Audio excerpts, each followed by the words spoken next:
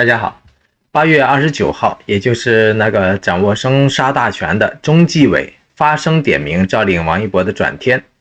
有一篇奇文被各大官媒、党媒，包括央视网、新华网、人民网争相的转发和集体的热捧。这种官方奇袭带风向、带流量的味道相当的明显。这篇题为每个人都能感受到一场深刻的变革正在进行。标题所提到的每个人，指的就是你，就是我，就是赵丽颖、王一博、吴亦凡、赵薇等等每一个生活在中国的人。这篇分明是在揣摩上意的马屁文章，能够获得官媒的一致吹捧、青睐和推送，恰恰说明了它真的值得每一个中国人认真的学习，用心的体会，更要学会知所进退。所谓的知所进退，仿佛也同样适用于这两个被中纪委死死盯上的倒霉的顶流。为什么我会这么说呢？如果您一路都在关注能量达人赵丽颖和王一博的话，您或许更加期待他们能够马上野蛮进组，很快的野蛮得奖。所以热爱阳光和正能量的您，千万别忘了继续的点赞、鼓励、支持和示爱，并留下您满满的祝福和心愿。因为爱和陪伴永远都不是一句话，而是一个行动。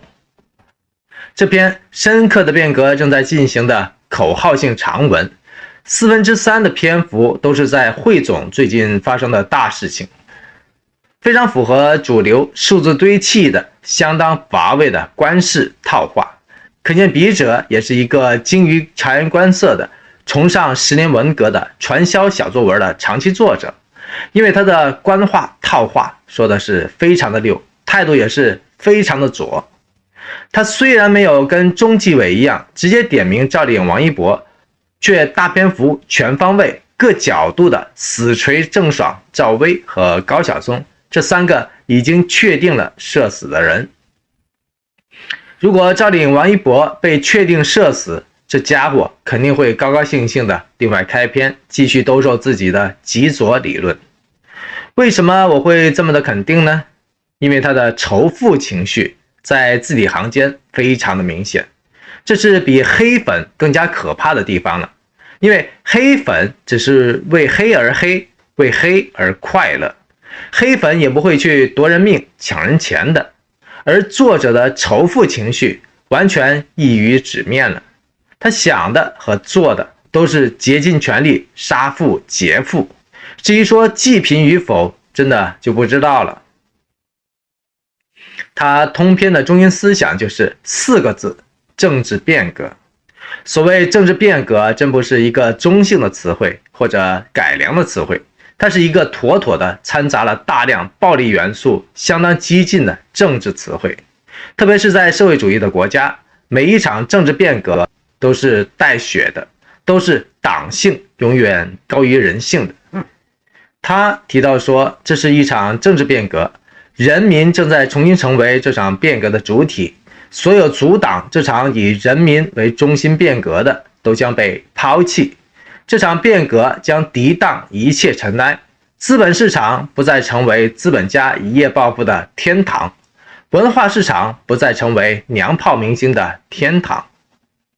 新闻舆论不再成为崇拜西方文化的阵地，红色回归，英雄回归，血性回归。说到这儿，不知道您留意到了没有，这最后的4个字才是重点。血性跟血腥是共通的，变革注定都是会带血的。他把文化市场，也就是当下的娱乐圈，理解成为了娘炮明星的天堂，算是刻意把清流和逐流混为同流了，把流量明星、顶流艺人都当成娘炮明星理解了。他在隶属娱乐圈乱象的同时，也干脆一股脑把原罪都归咎到了资本的身上。试问，没有资本，哪会有导演、演员、剧组和剧本呢？没有剧组和剧本，又哪会有那么多的一场场歌舞升平的演绎，以及一幕幕荡气回肠的剧情呢？因此他的煽动性的仇富言论其实完全属于不堪一击的。但为什么高大上的官媒党媒居然一窝蜂地吹捧他的这篇向富人宣战的檄文呢？不他，就是他完全说到了当权者的心坎当中去了。用这个善于洗脚的作者他自己的话去做个总结的话，就是这是一次从资本集团向人民群众的回归，这是一次以资本为中心向以人民为中心的变革。这场深刻的变革也是一次回归，向着中国政府的初心回归，向着以人民为中心的回归，向着社会主义本质回归。说到这，大家看清楚了吧？社会主义的本质回归就是文化大革命的本质属性，而这种属性跟娱乐圈没有交集，跟顶流明星也没有交集，跟艺人们的财富更加没有交集。这种回归就是资本必须死，韭菜必须割。说到这，您认同作者的想法吗？您觉得这种社会主义的本质回归会让娱乐圈弘扬正气，驱邪扶正吗？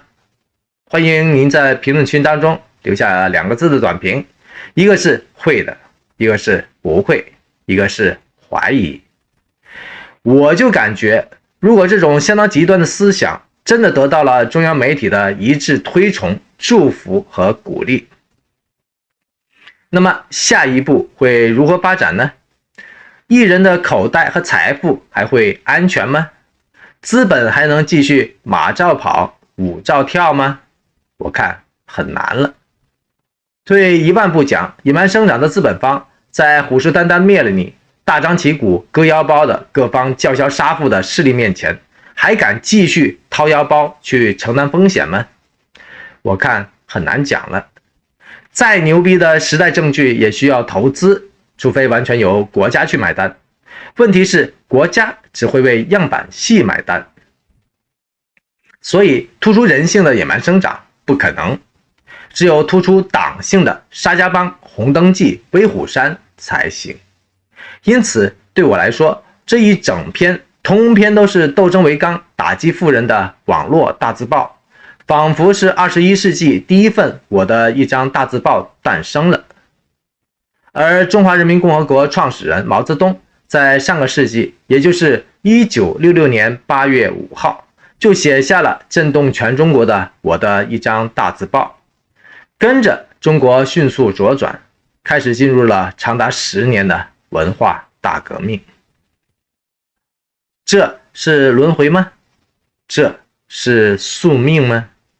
难道每个人的命运真的只能默默感受到深刻的变革正在进行，而最终却是无能为力吗？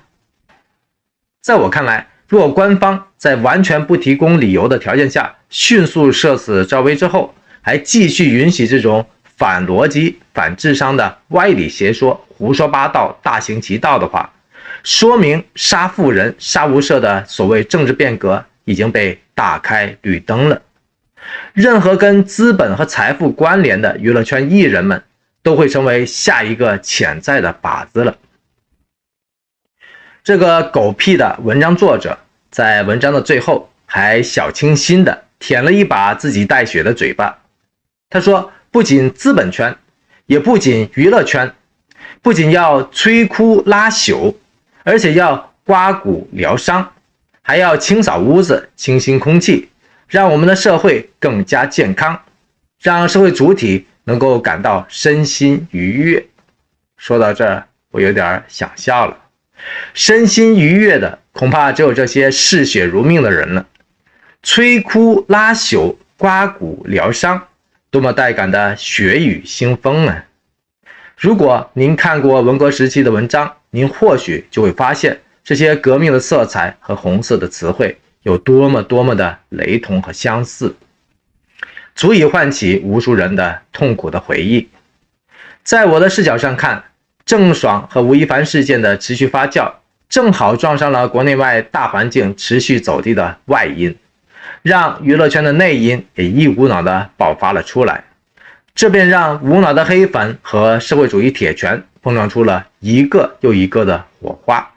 因应社会主义劫富济贫和闭关锁国等等已经大势所趋的形势的变化，各种涂脂抹粉、摇旗呐喊、杀富劫富，以及继续把娱乐圈当红人物往火坑里推的现象将大行其道，越烧越盛了。8月28号，当死神一样存在的刀把子组织中纪委放出了这篇题为深度关注流量明星翻篇了的文章，一语双关的道出了权力机关的真实想法，也就是流量明星终将消失，流量也必须消失。因为流量和粉丝就意味着社会的影响力，而这种社会的影响力越鼎盛越强大的人，当权者就会越忌讳越排斥。在这种公权力虎视眈眈的情况下，顶流艺人最好的做法就是兵出险招，才能逆转胜。因为兵走常态会被捉对路。这是什么意思呢？首先，如果中央开始公开猜疑和直接排斥这些广受欢迎的娱乐圈顶流，那么毫无抵抗力的顶流们就必须走上两条路，才能完美的自保。一条就是我老早说的，也就是赵丽颖离婚之后一直都在走的自我突破的道路，也就是从顶流偶像转型为实力派演员。野蛮生长就是一条完美至极的转型之路，王炸弟弟能够加入进来的话，真的是异常的完美，都是顶流转实力派的野蛮的快线。另一条就是要透彻领悟权力机关敲山震虎的警告性做法，及时的自我解散已经闹事多次的千万粉丝的影响力，也就是解散所有形式的粉丝组织，不要为自己留下任何的后患。对于已经上了中纪委黑名单的赵丽颖、王一博而言，这两条路其实都已经正在走了。虽然开局都比较糟糕，但毕竟还是先人一步了，所以走得更快一些，更彻底一些，就会更安全、更稳妥。也就是说，紧走慢走三部曲就对了。第一步，最好的方式就是为个人财产来份保险，建立起赵丽颖 or 王一博个人慈善基金会，把辛苦打拼出来的血汗钱化整为零，降低风险。这其实类似于上世纪50年代的公有化做法，等别人来收割你的财富，不如你自己来切割一下。第二，就是启动必要的自保的步骤，也就是跟一切负面的影响和来源彻底的割席，也就是说，立马解散被外界反复针对的工作室，把对外联络的失误该规则的规则，该切割的切割，不再给外人任何深究和抹黑的口实，否则下次就不会再是点名，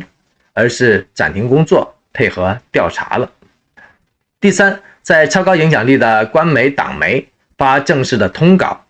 彻底解散各自的粉丝会，断绝所有线下的组织，放弃网络的影响力，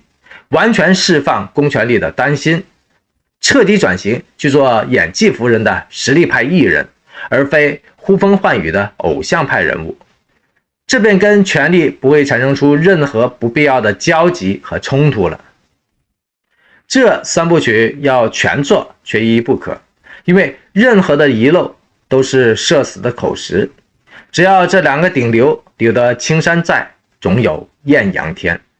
因为按计划，野蛮生长很快就要在9月15号开机了，王炸姐弟将会奔走于东北、宁波两地，足足4个多月，可以自由自在地享受自由的天地，自由的翱翔。进组后也不会有更多的杂音了，未来也更加的可期了。如果您觉得三部曲是冲出死亡谷的自保的大招，就烦请您多多的转发出去，因为让公权力安心，粉丝们就会放心。您说对不？同时，我也欢迎您留下3个字的短评，一个是有道理，一个是不可能，一个是很怀疑。多谢您的参与。好了，您无论是喜爱赵丽颖，还是喜欢王一博，或者衷心祝愿云斐夫妇王炸 CP 这次能够安全进组，野蛮拿奖，都欢迎您大声的点个赞、鼓个励、加个油或者喝个彩，因为您的所有爱心、鼓励和支持已经证明了2、3次了，都是达成心愿的无形的能量。这些无形的能量慢慢汇聚起来的话，就是能够影响未来的、营造光明的巨大的能量场。这种能量场终有一日会为您拨开云雾，迎来阳光，更会影响到更多的人，包括您所钟情和喜爱的人。世事难料，风雨飘摇，爱一个人就请时常的大声的说出来吧。同样，我也欢迎您点赞、鼓励、订阅、转发和支持本频道，因为这里有爱、有光，也有盐。多谢您的一路的陪伴和宝贵的时间。